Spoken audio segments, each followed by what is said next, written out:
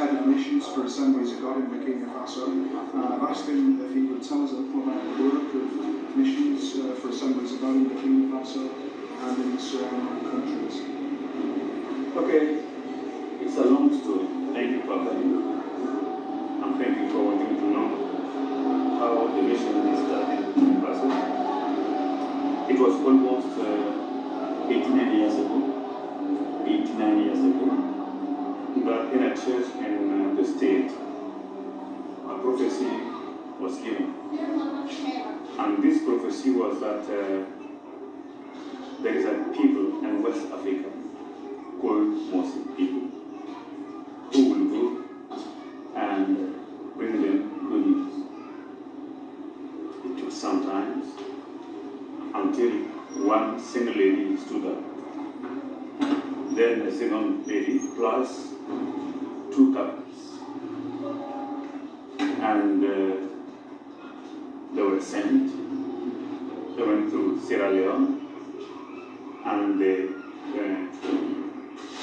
had to go through the river Niger, and then they came to Ouagadougou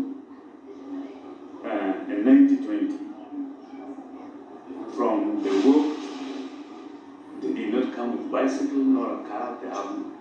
In fact, there was no road. And ladies were too tired that they were bored in hammocks brought by the people. There was no electricity, no food, no decent home for them to sleep in. So nothing was attractive white people here. In fact, our country was called the grave of white men. And yet they came in obedience to the voice of God. They began to teach, to learn our language, to put the word of God into More, our language. They began writing and learning until we had a syllabus and with certain verses, and they began to teach our people. And one by one, people began to get saved. When they came, they were hired by the missionaries to build their house, to make bricks. But every evening, they would pay them. And it was the first time that a black man saw that and was paid for working for white people. When they were working for the people who colonized us, they just work, they could bring out their food and they will work and without being paid. And for the first time, the missionary began to pay those who helped them build their house and make needed bricks. And they said, these people are different. And one by one, people began to accept Jesus among the workers they had. God has blessed the work. A church was set among the Mose people, and the Mose people also began to reach other people. It was not, God was not seeing only the Mose people, but God was looking for a method. God is touching one people, and this one people must also do the rest. And now we are glad because we are now with Burkina Faso has 65 different ethnic groups. The Assembly of God is being active in more than 45 countries. We have been able to send 805 couples to work among all these different groups. But how can we do that? We cannot support them as we would have liked. We just support them with, let us say, £10 a month for 2 years. And after 2 years, if we could equip them with a donkey or a donkey cart and a donkey cart, they will just do some work, collect some sand, and plow some field to keep going, providing food for themselves and their family, and keep going on. You would say, why do they accept that? We have realized that with or without our support, they will still go.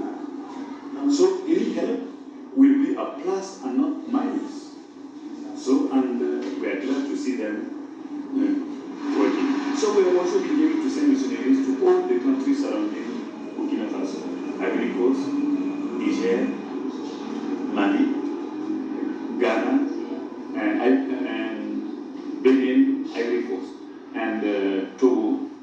And we've been able, for the first time, we sent a missionary couple to Chad.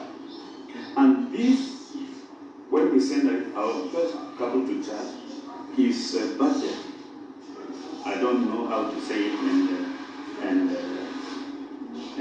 his budget was 22,000 pounds for 4 years. And it's a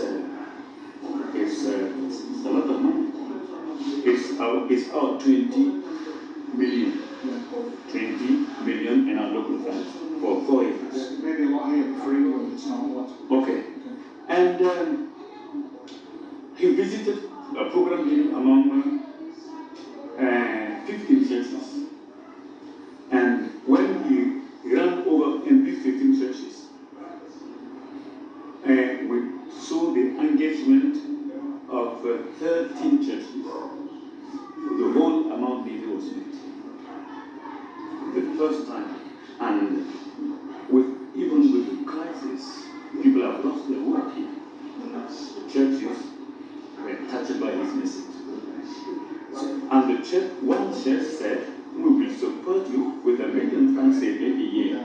For 4 years, 4 million. Just one church. And another church said, we'll take you rent.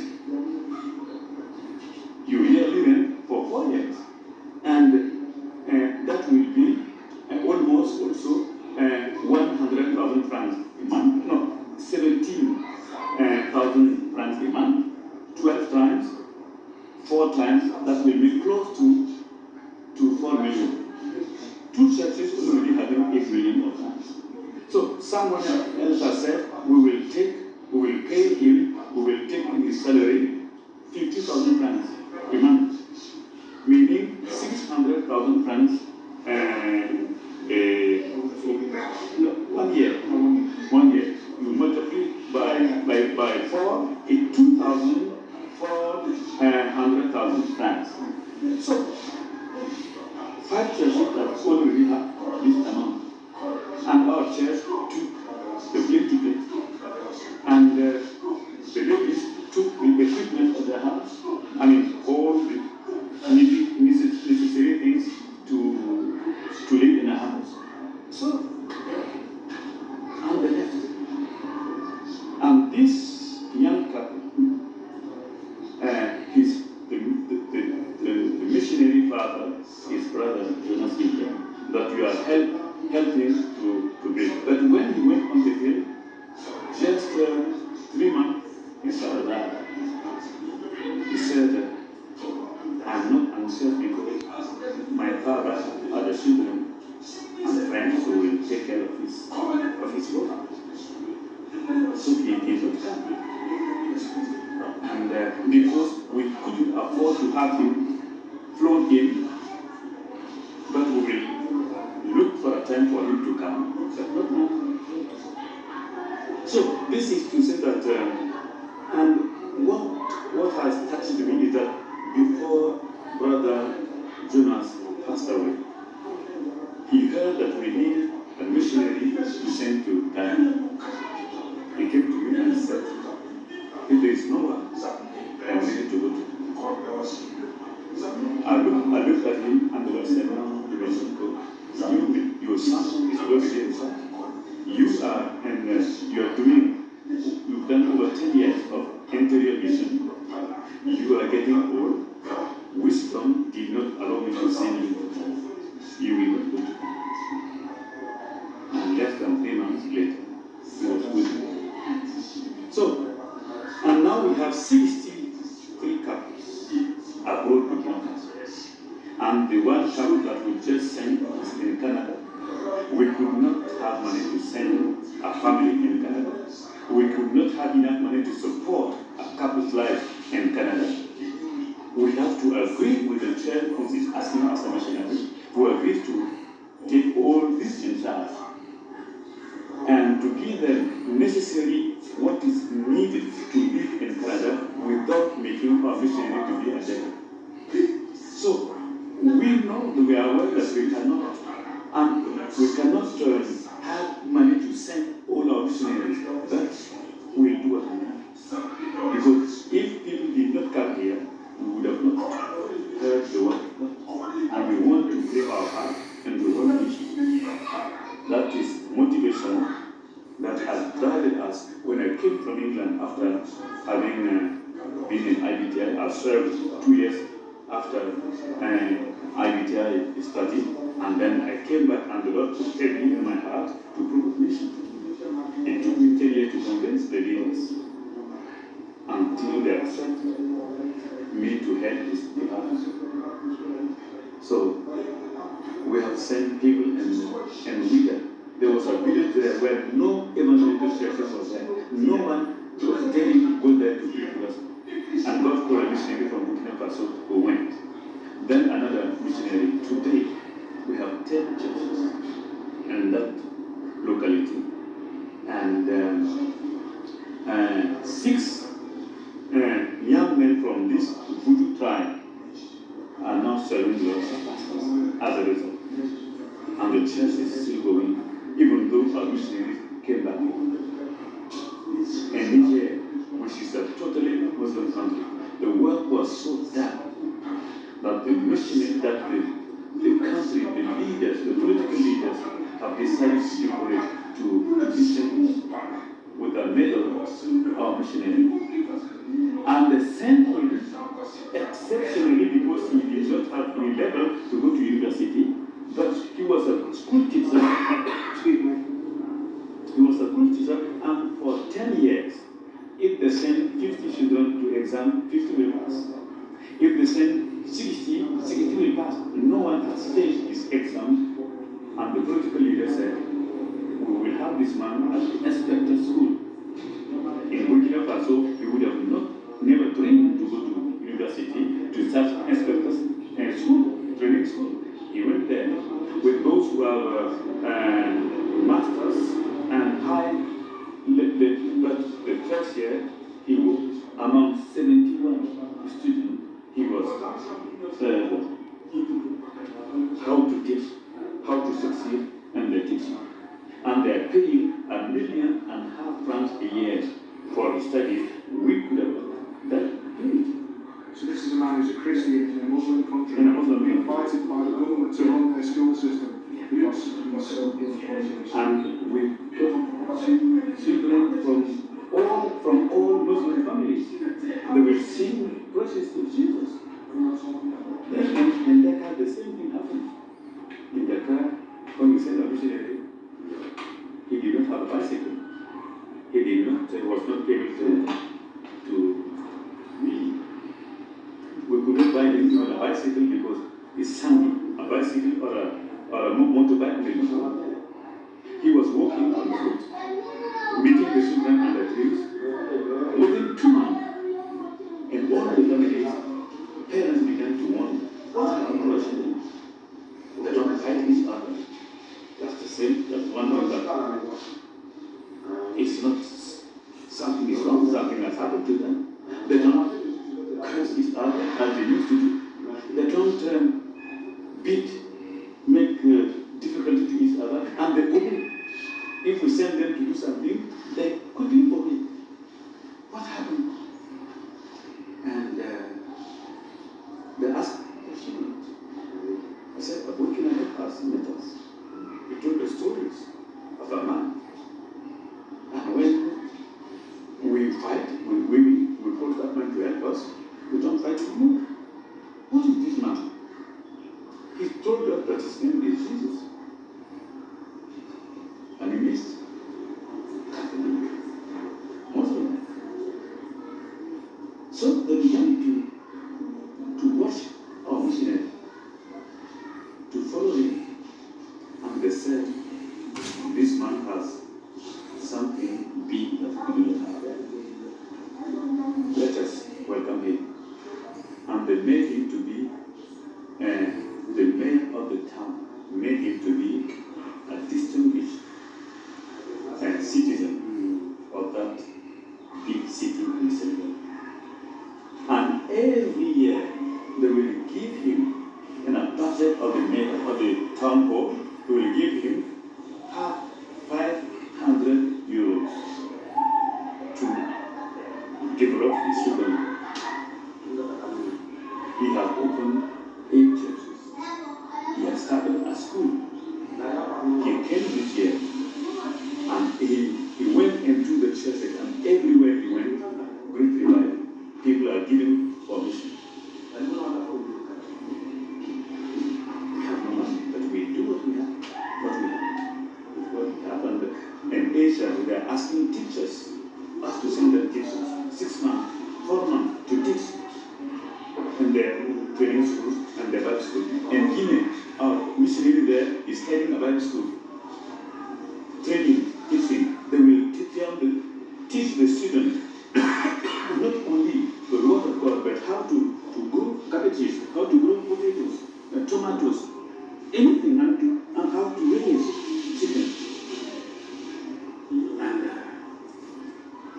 so I think that the first missionaries, we have written a book on mission, and we have noticed that Hebrews 13:7 tells us, consider all the leaders that has announced the word of God among you.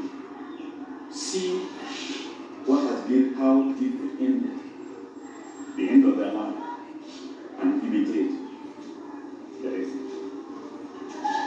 This is reason why when we took one missionary and we traced him, what has he done? What was his ministry? What was the impact of his ministry? Has he done something wrong? Yes. Why? Because he doesn't know our culture. Can we accuse him? No. We are doing the same mistakes everywhere. But we forget it.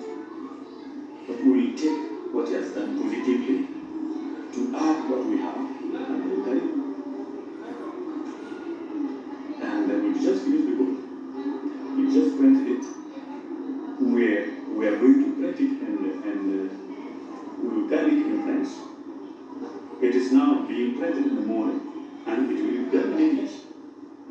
So, but we need to have subsidies because the more people will, and we are selling the French version in $12.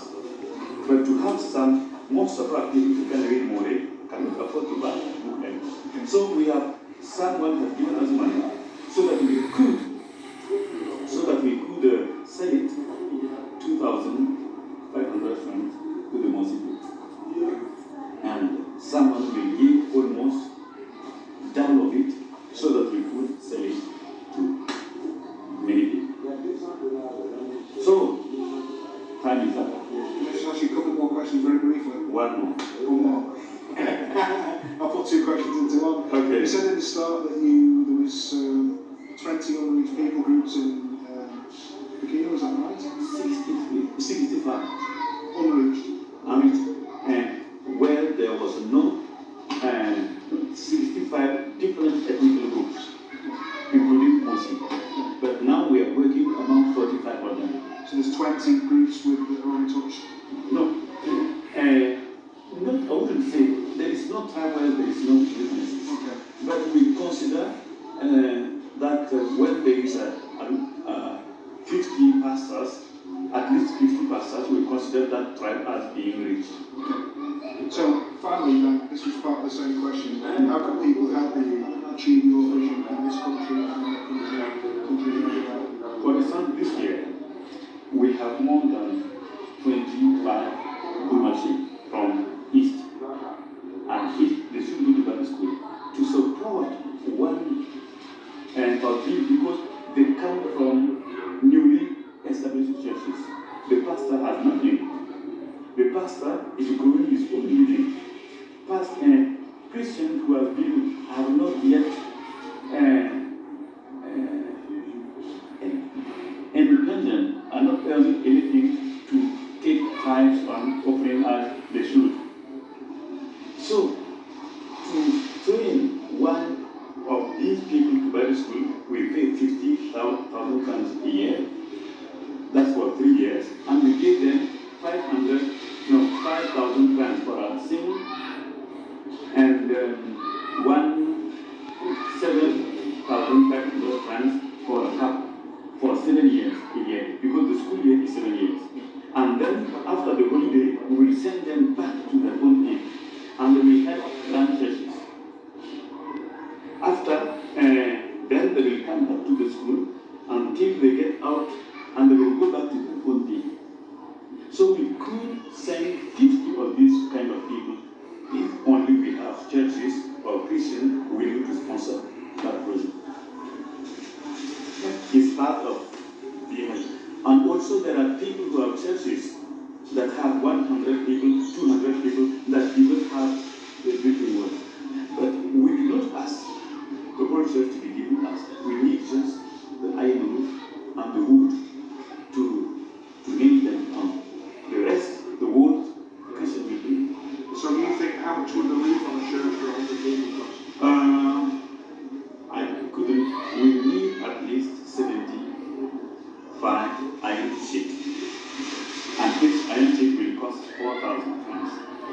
Including, you could add 200,000 or 300,000 francs for the wood. And the technician that will put it, Jonas was doing that. Really. £500-600 of this, folks. And the carpenter that will fix will take maybe 70,000 francs to 100,000 francs. So John, I thank you for your time. I realise that you're very busy with your general conference on. I appreciate you taking the time to discuss with me and the people who are going to watch this video. And thank you for praying for my wife too. Okay, it's good. Thank you for praying. I'm glad she's improving.